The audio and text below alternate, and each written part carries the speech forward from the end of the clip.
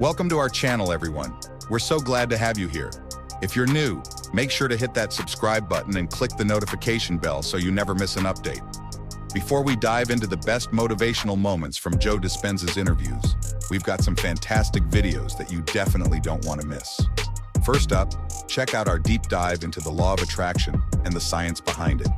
Discover how this powerful concept can transform your life and the scientific principles that support it. Next, we have a fascinating video on the evil eye and how to protect against it. Learn about this ancient belief, its effects, and practical ways to shield yourself from its negative influence.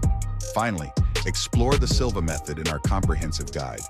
Find out what this mind technique is all about and how it can help you harness the power of your mind to achieve your goals and improve your life.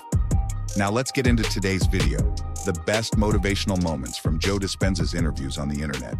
Get ready to be inspired. I say, listen, it's really simple. If I can overcome myself, at the beginning of the day, the rest of my day, I can overcome anybody. Like, I'm just okay with it. When you're okay with yourself, you're okay with anybody. When you're angry with yourself, you're angry with others. If you're unhappy with yourself, you punish other people that feel unhappy because you want them to feel the way you do. It's just the way it is. You're grateful you get up grateful. Yeah. You get up grateful just for the fact that life is a gift. I'm alive. I got a body. I have a family. I have people that love me. I can eat. I have a home.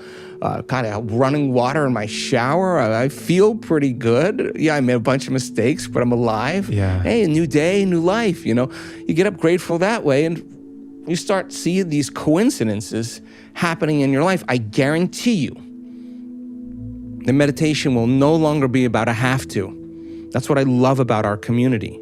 We don't do the work because we have to do the work or to please God or be holy or any of that stuff. People do the work because they don't want the magic to end. The moment you see the coincidence happen in your life, you're going to stop believing that you're the victim of your life, and you start believing you're the creator of your life. And when you do, what do you think that synchronicity creates? Do you think it creates sadness or pain?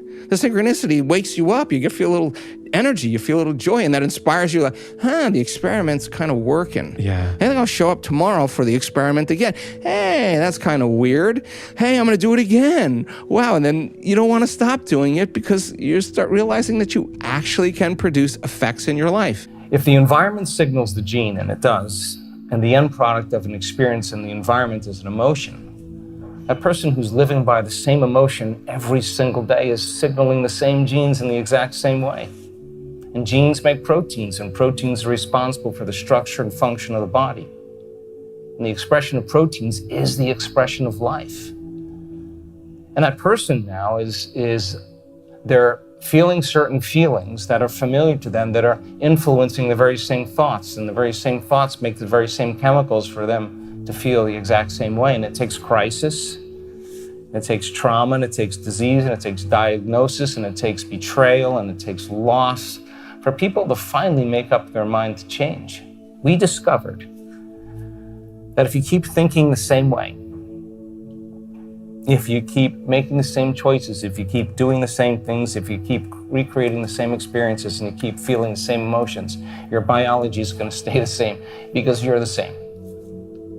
There's nothing to that. But we discovered also, give people information, sound scientific information, and let science be the contemporary language of mysticism.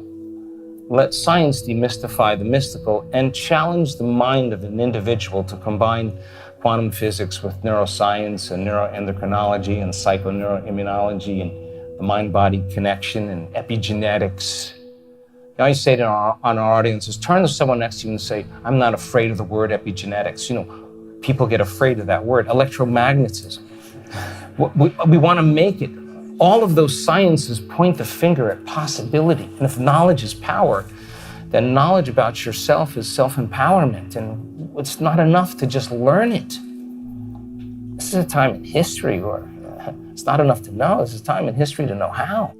The principle in neuroscience says that nerve cells that fire together wire together. If you keep thinking the same thoughts, making the same choices, doing the same things, reproducing the same experiences that stamp the same networks of neurons into the same patterns, all for the familiar feeling called you, in time we begin to hardwire our brain and condition our body emotionally to become more of a subconscious program. So 95% of who we are by the time we're in our mid-30s or middle life is a set of memorized behaviors, unconscious habits, automatic emotional responses, hardwired thoughts, beliefs, perceptions that function automatically. So if you believe in that idea, then if you wake up in the morning and you think about your problems and your brain is the record of the past. Those problems are connected to certain people and certain objects and things at certain times and places.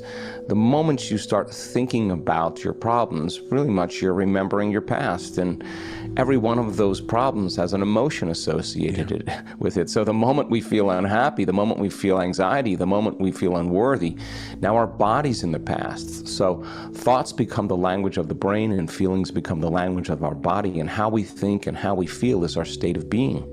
But it only takes a thought and a feeling, an image and an emotion, a stimulus and a response, and you're starting the conditioning process, and you're conditioning your body emotionally into the known, into the past.